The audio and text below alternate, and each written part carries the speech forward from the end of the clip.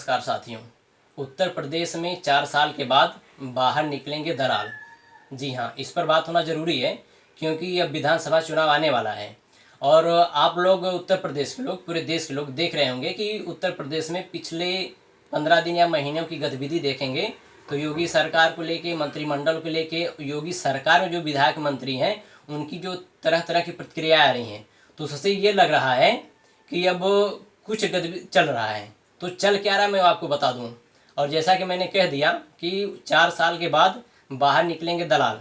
तो ये जो मलाई काटने वाले दलाल हैं, जो जाति के नाम पे, धर्म के नाम पे, क्षेत्र के नाम पे 4 साल तक, 4.5 साल तक सत्ता में रह के मलाई काटे हैं, तो अब वो बाहर निकलेंगे। तो बाहर निकलने का मैं कारण बता दूं आपको कि उत्तर प्रदेश में फर्जी इनकाउंटर हुआ, किसी ने आवाज़ नहीं उठाई। बलात्कार हुआ, किसी ने आवाज़ नहीं उठाई। तो हत्या हुई, किसी ने आवाज़ नहीं उठाई। हाथरस कांड हुआ, जौनपुर कांड हुआ, उन्नाव कांड हुआ, आजमगढ़ कांड हुआ, यादव के साथ हुआ, राजभर के साथ हुआ, बिंद के साथ हुआ, निषाद के साथ हुआ, वर्मा, मौर्य, केवट, मल्लाह सबके साथ हुआ। तो इनके जो प्रतिनिधि हैं, जो जाति के जो दलाल हैं, 4 साल तक ये कहाँ थे? इन्होंने आवाज़ नहीं उठाई। बात हमेशा जो बाहर के लोग, बात तो जो जनता से आवाज़ आती रही और योगी जी के ऊपर, मुख्यमंत्री योगी जी के ऊपर सवाल उठता रहा। तो मैं ये पूछना चाहता हूँ कि क्या योगी जी 300 विधायक हैं अकेले? क्या हो, अगर वो योगी जी मुख्यमंत्री हैं तो सीधी सी बात है उनको विधायकों का समर्थन मिला है तब वो मुख्यमंत्री हैं। अच्छा, ये जो विधायक हैं उनके परिवार के नहीं हैं, ना तो उनके रिश्तेदार हैं कि जो इनको मुख्यमंत्री बना दिया गया है। तो ये जो विधायक है, ये विधायक है कौन? ये जो मंत्री हैं जो अब गुटबाजी कर रहे हैं, ये कह रहे हैं कि योगी सरकार में, मंत्रिमंडल में सुनी नहीं जा रही है किसी की। तो ये अब तक कहाँ थे और ये है कौन? तो मैं बता दूँ ये कौन है। ये एससी के हैं, ये एसटी के हैं, ये ओबीसी के हैं, माइनॉरिटी के हैं। अब तक इनको ये फिक्र नहीं थी कि हो क्या रहा है उत्तर प्रदेश में।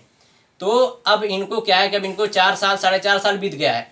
अब इनको फिर उसी जनता के बीच में जाना है कि जो इनको चुन के मंत्री बनाई है, जो इनको चुन के विधायक बनाई है, जिसके दम पे मंत्री बने हैं, 4-4.5 साल तक सत्ता की मलाई काटे हैं, तो अब इनको फिर उसी के बीच में जाना है। तो अब इनको मुंह दिखाई की रस्म इनकी होगी ना। जैसे गांव में मुंह दिखाई की रस्म होती है तो बहुओं को गहने दिए जाते हैं, पैसे दिए जाते हैं, गिफ्ट दिया जाता है। तो इनकी मुंह दिखाई की रस्म, अब अपना ये मेकअप करेंगे। ये अपने मेकअप के ऊपर, अपने चेहरे के ऊपर जातिवाद लगाएंगे, अब शुभचिंतक बनेंगे।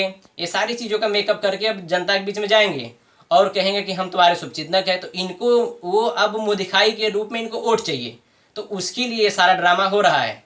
तो मैं इनसे पूछना चाहता हूँ कि जब फर्जी इनकाउंटर हुआ, जब बलात्कार हुआ, उन्नाव कांड हुआ, गैंगरेप हुआ, रेप हुआ, भदोही में हुआ, जौनपुर में हुआ, आजमगढ़ में हुआ, बदायूं में हुआ, झांसी में हुआ, कानपुर में हुआ, तो हाथरस में हुआ, तब भी तो विधायक थे। तब क्यों नहीं योगी जी से पूछें? तब ये क्यों नहीं बाहर आए? तब ये सड़क पे क्यों नहीं आए? तब ये आवाज़ क्यों नहीं उठाए? तो अब ऐसा क्या हुआ कि जो इनको बाहर आना पड़ रहा है? तो अब यही है कि अब ये अपने समाज के वोट की दलाली करने के लिए बाहर आएंगे।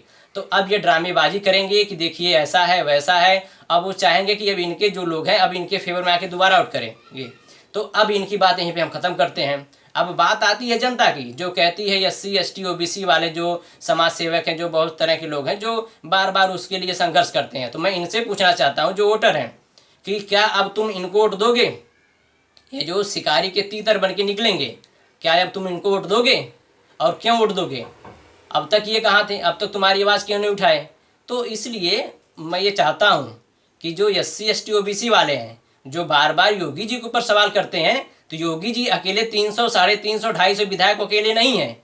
ये जो विधायक हैं जिनके दम पे मुख्यमंत्री रहे हैं, तो ये विधायक यही एससी, एसटी, ओबीसी वाले हैं जो तुम्हारे मसीहा हैं, जिनको तुम मसीहा मान के भेजे हो विधानसभा में। और अब जब 4.5 साल, 4 साल की मलाई काट लिए, तो अब इनको वापस आना है फील्ड में, मैदान में वोट मांगने के लिए। तो अब ये नए नए मेकअप करके ड्रामेबाजी करने के लिए अब बाहर निकलेंगे। तो इन जो शिकारी के तीतर हैं, अब इस बार इनको सबक सिखाने की ज़रूरत है।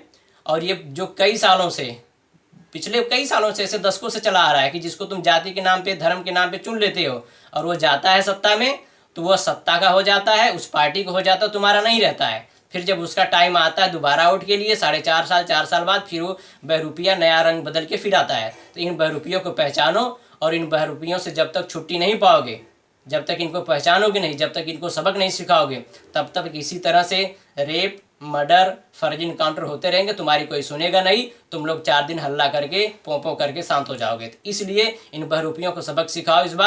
इस बार आपकी अपनी पार्टी पीपल के साथ आप आइए, एक अच्छे उम्मीदवार का चयन कीजिए, जाति धर्म समाज से ऊपर उठ के, और फिर देखिए देश का और राज्य का और आपका विकास कैसे नहीं होता है। धन्यवाद।